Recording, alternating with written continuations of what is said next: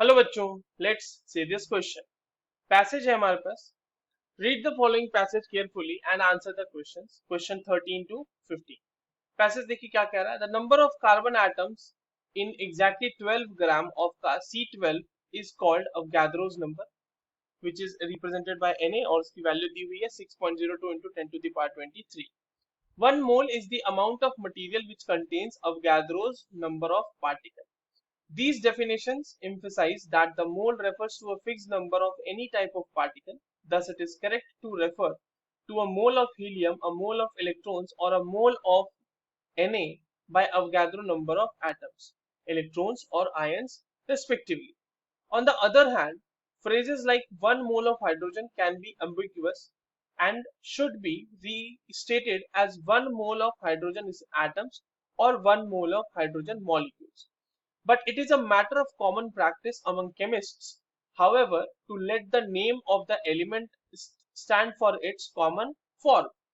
Thus, 1 mole of oxygen is frequently referred to as 1 mole of O2 is frequently referred to as 1 mole of oxygen, whereas 1 mole of O is called as 1 mole of oxygen atom. Suppose if we take 1 mole molecule of H2SO4, then it contains 2 moles of H hydrogen atom, 1 mole of sulfur atom, and 4 moles of oxygen atom. It can also be it can also be said that moles of oxygen molecules is 4 by 2 equals to 2 moles. अब यहाँ पर इस passage के basis पे बच्चों हमारे पास 3 questions दिए हुए अलग अलग, ठीक है। तो चलिए इन क्वेश्चंस को अलग अलग सॉल्व करते हैं, बट सबसे पहले ये देख लेते हैं कि इस क्वेश्चन को सॉल्व करने के लिए जो बेसिक हमारे पास की कॉन्सेप्ट होना चाहिए वो क्या होना चाहिए। देखिए ये कॉन्सेप्ट क्वेश्चन जो है मोल कंसेप्ट के ऊपर बेस्ड है, और जो आपके पास पूरा का पूरा जो पैराग्राफ गिवन है या पैसेज गिवन है वो मोल कॉन्सेप्ट पे बेसिस है। सिंपली एक चीज समझने वाली बात है कि 1 मोल कहने का मतलब कि वहां पे 6.02 into 10 to the power 23 particles है, राइट। आप ये 1 मोल कुछ भी ले सकते हैं और इसके बेसिस पे हमें जो है पूरा का पूरा कैलकुलेशन करना है। नाउ जो सबसे पहला क्वेश्चन है बच्चों वो ये कह रहा है कि according to common practice if you have Avogadro number of nitrogen then its mass is equal to. अब देखिए हमारे पास क्वेश्चन में ही कहा गया था, मतलब पैसेज में ही कहा गया था कि जब हम इस तरह से बोलते हैं कि नाइट्रोजन, तो इसका मतलब हम नाइट्रोजन का जो कॉमन फॉर्म है उसको रेफर कर रहे हैं।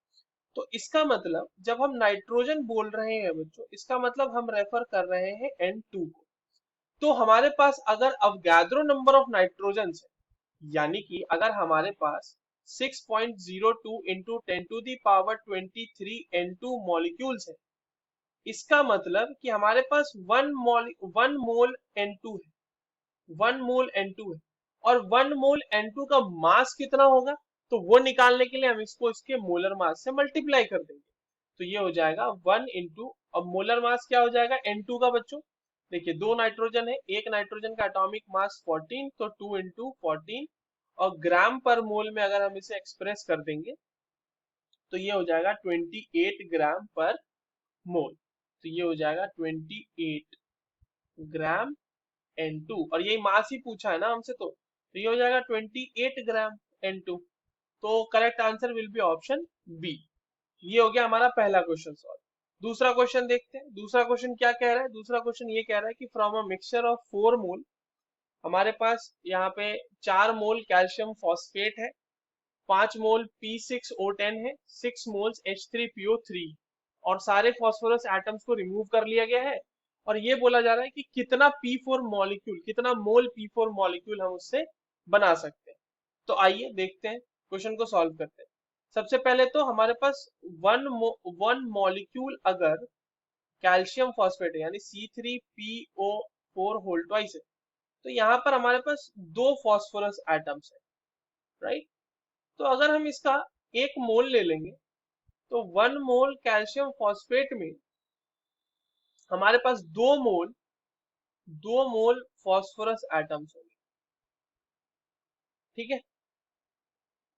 और अगर हम इसका 4 मोल ले लेते हैं तो 4 मोल के लिए क्या कितना हो जाएगा, ये 4 मोल तो हमारे पास क्वेश्चन में ही दिया हुआ ना, तो इसका 8 मोल हो जाएगा।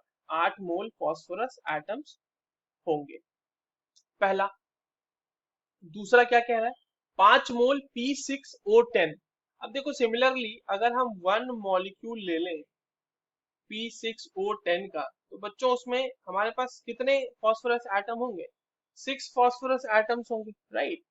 अगर हम यहाँ पे सीधा 5 मोल ले लें इसका, तो P6O10 में कितना हो जाएगा, 5 into 60 moles phosphorus atoms, sorry 60 नहीं, 5 इंटू 6 मोल्स फॉस्फोरस एटम, तो ये हो जाएगा 30 मोल्स फॉस्फोरस एटम्स।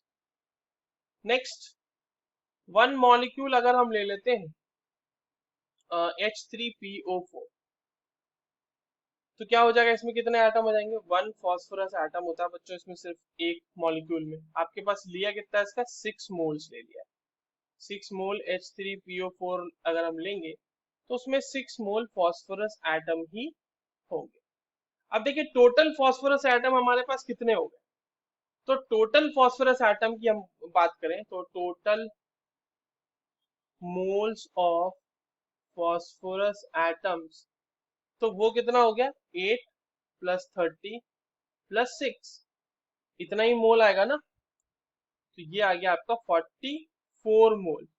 तो कुल मिला के 44 मोल्स हमारे पास फॉस्फोरस एटम्स है।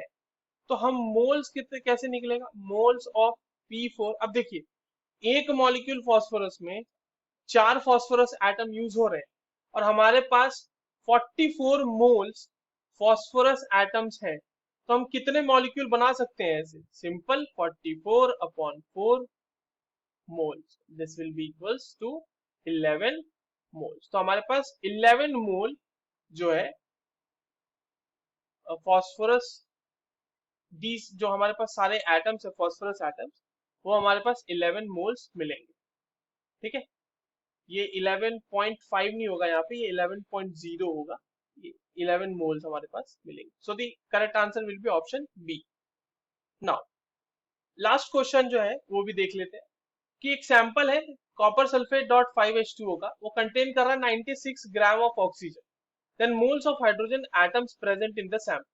बहुत ही सिंपल स्ट्रेट फॉरवर्ड सा क्वेश्चन है बच्चों, समझिएगा इसको। सैंपल है आपके पास कॉपर सल्फेट का CuSO4.5H2O, कॉपर सल्फेट का हमारे पास यहाँ पे सैंपल है। अब अगर हम 1 मोल ले लें इसका, 1 mole of copper sulphate dot 5H2O, तो इसमें कितने हमारे पास ऑक्सीजन एटम्स के मोल होंगे, तो देखिए आपके पास कुल मिला के कितने, एक मॉलिक्यूल की अगर हम बात करें तो हमारे पास 4 हो जाएंगे SO4 के ऑक्सीजन प्लस 5 H2O वाले, यानी कि 4 प्लस 5 ऑक्सीजन एटम्स है पर मॉलिक्यूल, ऑक्सीजन एटम्स पर मॉलिक्यूल, राइट। तो 1 मोल अगर ले लेंगे तो हम क्या हो जाएगा 9 इंटू, या फिर 9 इंटू क्यों, 9 मोल्स ऑक्सीजन एटम्स सिंपली। अब 9 मोल्स ऑक्सीजन एटम का मास कितना होगा, 9 इंटू 16 ग्राम ऑक्सीजन, या फिर ऑक्सीजन एटम्स, ऑक्सीजन एटम्स, ये हो जाएगा 144 ग्राम। अब एक चीज समझना, या 144 ग्राम ऑक्सीजन लिख लेते हैं यहाँ पे, तो एक मोल में 144 ग्राम है, या फिर यूं बोले कि 144 ग्राम ऑक्सीजन अगर है, तो यानी कि 1 मोल कॉपर सल्फेट की बात हो रही है, कॉपर सल्फेट डॉट 5H2O की बात हो रही है। तो हमारे पास दिया हुआ कितना है 96 ग्राम ऑक्सीजन, तो कितने मोल की बात हो रही होगी बच्चों, तो ये हो जाएगा 96 divided by 144 mole CuSO4.5H2O, this is equals to 2/3 moles CuSO4.5H2O, ठीक है। अब आपके पास 2/3 मोल्स कॉपर सल्फेट हमारे पास दिए हुए, तो उसमें हाइड्रोजन कितने होंगे, तो ये निकाल लेते हैं। तो 2/3 मोल्स आपके पास कॉपर सल्फेट जो है, 2/3 मोल्स कॉपर सल्फेट के हिसाब से बच्चों, हमने देखा कि 1 मोल अगर आप ले लेते हैं, तो अगर आप 1 मोल कॉपर सल्फेट लो, यहाँ पे इसको डॉट 5H2 भी तो दिया हुआ ना, डॉट 5H2, 2/3 मोल कॉपर सल्फेट में हाइड्रोजन एटम के कितने मोल होंगे, तो देखिए 5 मॉलिक्यूल अगर हम लेते हैं वाटर का तो उसमें 10 एटम्स है, तो ये हो जाएगा 10 into 2/3 moles of hydrogen atoms, right. तो ये हो जाएगा 20/3 मोल्स ऑफ हाइड्रोजन एटम्स। बहुत ही सिंपल सा था ये। अब देख लेते हैं कहाँ पे ऑप्शन में दिया हुआ है, तो this is given in the option number D. तो हमने तीनों के तीनों क्वेश्चन सॉल्व कर लिए यहाँ पर। I hope you understood this well. All the very best.